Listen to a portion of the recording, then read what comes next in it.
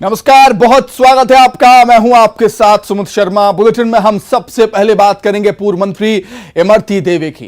ग्वालियर में पूर्व मंत्री इमरती देवी की बदजुबानी सामने आई है। पिछोर नगर परिषद के उपाध्यक्ष चुनाव के दौरान विरोध करने वाले बीजेपी कार्यकर्ताओं को थाने में बंद करा दिया, जिसके बाद पार्टी में गुटबाजी खुलकर सामने आ गई है। इमरती देवी कार्यकर्ताओं को धमकाती भी नजर आई हैं। यही नहीं, इमरती देवी ने डबरा तहसीलदार दीपक शुक्ला को हड़का भी दिया। दरअसल डबरा के तहसीलदार बिना ड्यूटी के पिछोर नगर परिषद पहुंच गए थे, जिसके बाद इमरती देवी ने कलेक्टर से बात की और तहसीलदार को हड़काया है। कलेक्टर साहब से फोन लगा, बाहर निकलो तुम, निकलो बाहर। कलेक्टर से बात कर ली, एसडीएम ने कही तुम सब बाहर रहे बेटी, तुम चुनाव में रस गए, तुम डबरा जाओ, आ जाओ, चलो आ जाओ। हमने तुम्हें ड्यूटी कैंसिल कर दी, जाओ। ऐसा नहीं होता, जब तुम्हें ड्यूटी नहीं लाओ, कहाँ है ड्यूटी का, नहीं लिया ड्यूटी का। कलेक्टर साहब से बात करवा रहे, एसडीएम से करवाने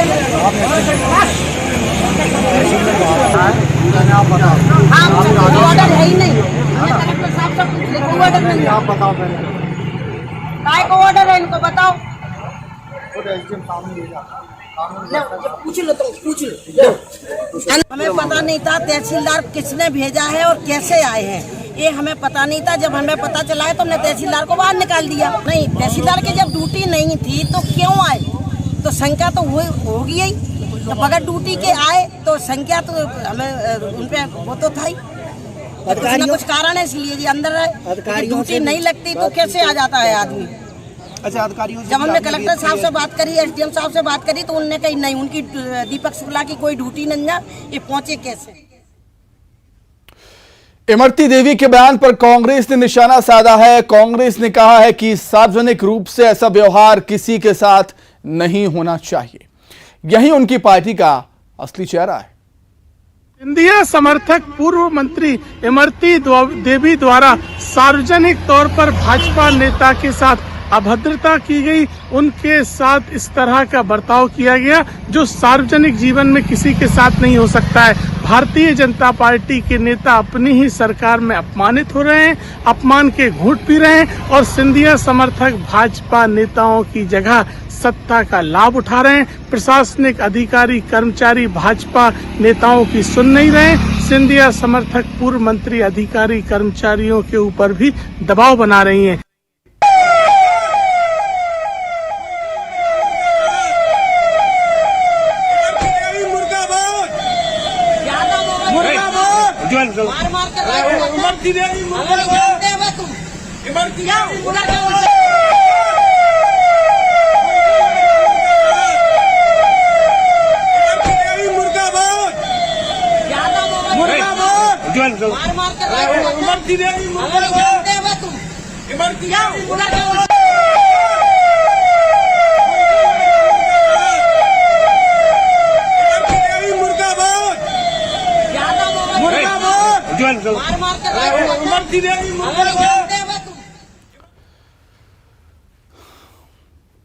तो चलिए, आखिर पूरा माजरा है क्या और आखिर इमरती देवी को इतना गुस्सा आया क्यों, वो हम समझने के लिए सीधे ग्वालियर का रुख कर देते हैं। सुशील कौशिक हमारे साथ जुड़ गए हैं, संवाददाता। सुशील, इमरती देवी के इस गुस्से के क्या मायने?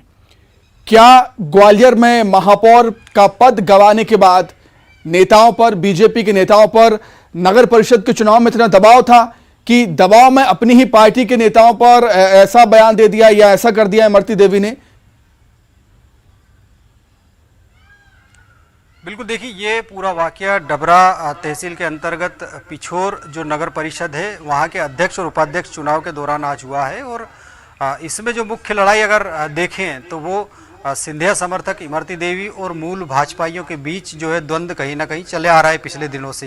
यही वजह है कि आज भी जब पिछोर नगर परिषद के चुनाव हुए तो उसमें इमरती देवी की समर्थक जो थी वो एक मूल भाजपाई कार्यकर्ता से चुनाव जीत गई थी और इमरती देवी की जो समर्थक थी उनको करीब 12 वोट मिले थे, जो बीजेपी के प्रत्याशी थी अधिकृत, और जो सामने थे नवल भार्गव उनको 3 वोट मिले थे। और नवल भार्गव के ही छोटे भाई जो है उमेश भार्गव, उन्होंने इमरती देवी जब वहाँ पिछोर पहुँची नगर परिषद चुनाव के दौरान, तो उन्होंने नाराज़ होकर नारेबाजी कर दी थी और इमरती देवी मुर्दाबाद के नारे लगाए थे। उसी के बाद इमरती देवी नाराज़ हुई और उन्होंने अपशब्द भी कहे उमेश को, और उसके बाद पुलिस को जो है कहकर उमेश को थाने भिजवा दिया। तो लगभग 1 से 2 घंटे तक उन्हें थाने में बिठाए रखा गया। तो कुल मिलाकर बात यही है कि मूल भाजपा और जो सिंधिया समर्थक है, चाहे इमरती देवी हो या और भी लोग हों, उनके बीच ये द्वंद्व चल रहा है और ये इसी की परिणति यही देखने के लिए मिली। पिछले दिनों जनपद के जब चुनाव हुए थे डबरा के, तब भी ऐसा ही वाकया देखने के लिए मिला था। डबरा नगर पालिका परिषद के चुनाव हुए थे, तब भी ऐसा ही देखने के लिए मिला था कि नगर पालिका अध्यक्ष तो चुनाव जीत गई थी भाजपा की जो अधिकृत प्रत्याशी थी, लेकिन भाजपा का जो अधिकृत प्रत्याशी बनाया गया था कपिल खटीक, वो हार गया था। तो मूल वजह जो है इमरती देवी और मूल भाजपाइयों के बीच जो विवाद चल रहा है, बिल्कुल सुशील, अब देखने वाली बात होगी कि बीजेपी और बीजेपी का संगठन इसे कैसे संभालता है। बहुत धन्यवाद फिलहाल आपके जुड़ने के लिए, तमाम बातचीत के लिए। आगे बढ़ते हैं। धार के कारम डैम के मरम्मत का काम लगातार जारी है और इस बीच डैम के इमरजेंसी गेट को भी खोल दिया गया। उधर मामले पर सियासत भी गर्मा गई है। कांग्रेस का प्रतिनिधिमंडल मौके पर पहुंचा है। धार जिले के कोरम डैम में दोनों तरफ से पानी निकासी की चैनल बनने के बाद बांध के टूटने का खतरा अब टल गया है।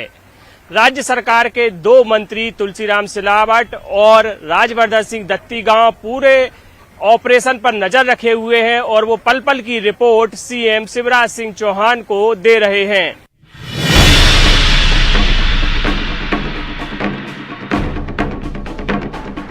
धार में करम नदी पर बन रहे डैम को फूटने से बचाने के लिए अब सेना ने मोर्चा संभाल लिया है। सेना के जवान शुक्रवार रात 2 बजे धार पहुंचे। सुबह 9:30 बजे तक मेजर समेत आर्मी के जवान बांध पहुंचे। वहीं कारम डैम में दाहिने तरफ चैनल बनाकर पानी निकासी की व्यवस्था की जा रही है। दूसरी तरफ भोपाल से भी बांध के हालात को लेकर मॉनिटरिंग की जा रही है। सीएम शिवराज खुद हालात पर नजर बनाए हुए हैं। पीएम मोदी से भी सीएम ने बात की। मैं जनता जनार्दन से जरूर अपील करना चाहता हूं, प्रभावित गांव, जो गांव हमने खाली कराए, उनके भाइयों और बहनों से मेरी प्रार्थना है कि कृपया कर प्रशासन को सहयोग करें, गांव में ना जाएं और राहत कैंप में प्रशासन जहां रख रहा है वहां जाने की कृपा करें। हम बेहतर से बेहतर स्थिति को नियंत्रित करने का प्रयास कर रहे हैं। सारे उपाय, सारे विकल्प पर सारे अधिकारी निरंतर चर्चा कर रहे हैं और निरंतर मुख्यमंत्री जी हर घंटे में समीक्षा कर रहे हैं। पल पल की खबर मुख्यमंत्री जी स्वयं ले रहे हैं और जितने भी यहाँ पर 42 गांव में सिंचाई होनी थी 10,500 हेक्टेयर में, जो 12 गांव और 12 यहाँ के धार जिले के 18 जिले के, उनको सुरक्षित स्थान पर भेज दिया गया है और उनके खाने से लेकर पीने से लेकर और सुरक्षा बचाव की सारी टीमें यहाँ पर तैनात हैं। सब आ गए हैं, तैयार हैं और इसमें कोई कोताही नहीं बरती जा रही है। पूरा अमला, शासन और प्रशासन मुस्तैदी से यहाँ लगा है। सरकार के 2 मंत्री मौके पर मौजूद हैं। कारम डैम के ऑपरेशन पर नजर बनाए हुए हैं और पल पल का अपडेट सीएम शिवराज को दे रहे हैं। वहीं इसको लेकर सियासत भी शुरू हो गई। कांग्रेस ने एक जांच दल बनाया जो मौके पर जाकर हालात का जायजा लेगा और रिपोर्ट तैयार करेगा। जनता को दिख रहा आदिवासी क्षेत्र में किस प्रकार से सरकार ने घटिया काम कराया। अगर सरकार को इतनी चिंता थी, तालाब फूटने का, डैम फूटने का इंतजार क्यों कर रही थी? पहले ही आपको इसकी जांच करानी थी, पहले ही आपको क्वालिटी को मेंटेन करना था। 300 करोड़ रुपए अधिकतम पैसा लोगों की जेब में चले गया। किन मंत्रियों की जेब में गया? कहाँ गया? मुख्यमंत्री जी बताएं। और आदिवासी क्षेत्रों में इस प्रकार से अगर घटिया काम कराए तो कभी आदिवासी कभी भारतीय जनता पार्टी के साथ नहीं रहेंगे, कांग्रेस के साथ रहेंगे। दूसरी तरफ प्रशासन के अधिकारी मौके पर मौजूद हैं। खतरे के मद्देनजर डैम के आसपास के 18 गांव खाली कराए गए हैं। इससे करीब 40,000 लोग प्रभावित हुए हैं। डैम से प्रभावित होने वाले गांव में धारा 144 लागू कर दी गई है। अरुण त्रिवेदी, न्यूज़ 18 धार। तो कारम डैम को खाली भी किया जा रहा है। दोनों ओर से चैनल बनाकर पानी को निकाला जा रहा है। 3 दिन में डैम खाली हो जाएगा, ऐसी बात भी सामने आ रही है। शुक्रवार सुबह बांध के एक तरफ की मिट्टी बह गई। इससे डैम की वॉल का एक बड़ा हिस्सा ढह गया, गिर गया। जानकारी के तुरंत बाद मरम्मत का काम शुरू कर दिया गया।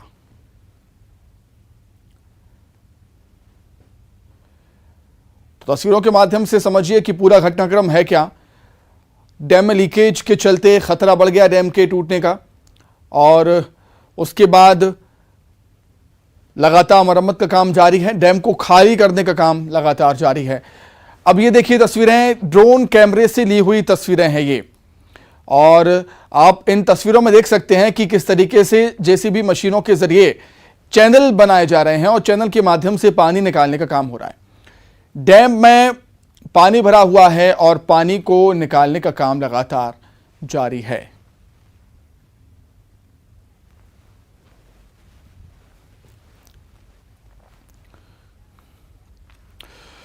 तो सेना ने मोर्चा संभाल लिया है। सेना का हेलीकॉप्टर लगातार निगरानी कर रहा है, और हम भी आपको हेलीकॉप्टर ग्राफिक्स के माध्यम से बता दें कि अभी तक हुआ क्या।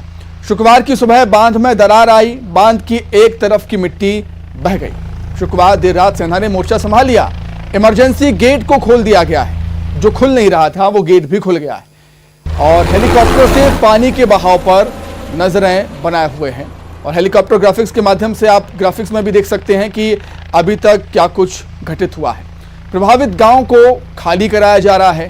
गांव वालों को सुरक्षित स्थानों पर, ऊंचे स्थानों पर पहुंचाया जा रहा है। गांव में पुलिस का पहरा भी है। पुलिस भी लगातार निगरानी यहां पर कर रही है, और मौके पर मंत्री, आला अधिकारी भी मौजूद हैं। सीएम शिवराज सिंह चौहान राजधानी भोपाल में जो सिचुएशन रूम बनाया गया है वहां से लगातार निगरानी कर रहे हैं। मंत्रियों से संपर्क में भी हैं। पीएम मोदी से भी उन्होंने बात की है, और लगातार हम देख रहे हैं कि जो सेना के जवान हैं, जो वहां पर टीमें हैं, वो डैम को फूटने से बचाने के कार्य में लगी हुई हैं। चैनल के माध्यम से पानी को निकाला जा रहा है। इमरजेंसी गेट भी खोल दिया गया। इमरजेंसी गेट के खुल जाने से जो पानी की निकासी है काफी तेज हो गई है, और एक राहत भरी खबर। आइए बढ़ते हैं बात कुछ और खबरों की। हर घर तिरंगा अभियान की शुरुआत हो चुकी है मध्य प्रदेश में। भोपाल के जुमेराती पोस्ट ऑफिस में सीएम शिवराज सिंह चौहान ने तिरंगा फहराकर इसकी शुरुआत की।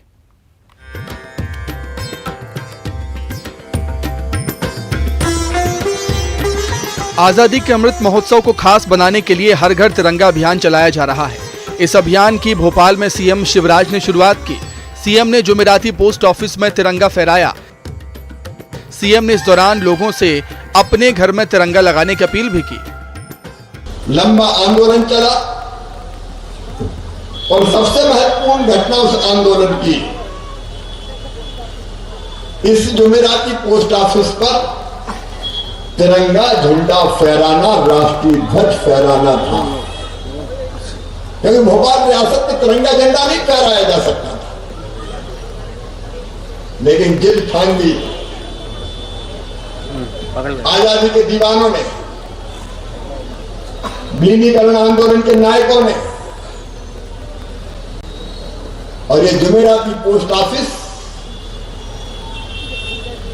जो एक तरह से शासन का प्रतीक ही था। ये मत सोचता कि घर पर लगा दिया तो दुकान पे क्यों लगा। घर पर भी तिरंगा फहराएगा और दुकान पर भी तिरंगा लहराएगा। झंडा ऊंचा रहे हमारा, विजयी विश्व तिरंगा प्यारा, इसकी शान न जाने पाए, चाहे जान भले ही जाए। हम अपने देश के लिए जिएंगे, मरने की नहीं, जीने की जरूरत है। और जीने का मतलब अपने देश के लिए काम करेंगे। अपने घर परिवार के लिए तो करेंगे, लेकिन अपने देश के लिए, समाज के लिए भी काम करेंगे। इस भाव से भर के आप सब अपने अपने घर तिरंगा झंडा फहराए। भोपाल में चिकित्सा शिक्षा मंत्री विश्वास सारंग ने तिरंगा यात्रा निकाली। 75 किलोमीटर लंबी यात्रा पर युवा निकले। देश के सम्मान में युवा तिरंगे के साथ बाइक पर एक साथ निकले। वहीं कल बड़ा तालाब पर 75 बोट के साथ तिरंगा यात्रा निकाली जाएगी। वहीं टीकमगढ़ में केंद्रीय मंत्री वीरेंद्र कुमार खटीक ने अभियान की शुरुआत की। राष्ट्रभक्ति गीतों पर मंत्री थिरके भी दिखे। तिरंगा यात्रा में प्रशासनिक अधिकारी और स्कूली बच्चे भी शामिल हुए। आजादी के अमृत महोत्सव के तहत शाहजहांपुर में आज पुलिस लाइन में 75 फीट ऊंचे विशाल तिरंगे का ध्वजारोहण किया गया। शहीद स्मारक पर कलेक्टर और एसपी ने तिरंगा फहराया। इस मौके पर स्कूली बच्चों और पुलिस जवानों ने बैंड की धुन पर तिरंगे को सलामी दी। संस्कारधानी जबलपुर से अनोखी तस्वीर सामने आई।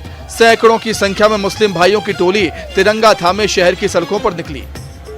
वंदे मातरम और भारत माता की जय के नारों के साथ ये तिरंगा यात्रा निकाली गई। कार्यक्रम में स्कूली छात्र छात्रा भी शामिल हुए। ये यात्रा विजयनगर क्षेत्र से निकाली गई। इस यात्रा में कलेक्टर और एसपी शामिल हुए। तिरंगा यात्रा और हर घर तिरंगा अभियान को लेकर देश में उत्साह है। ये उत्साह ऐसा है कि जो देश को एक सूत्र में बांधता है, हर देशवासियों के सीने को गर्व से चौड़ा कर देता है।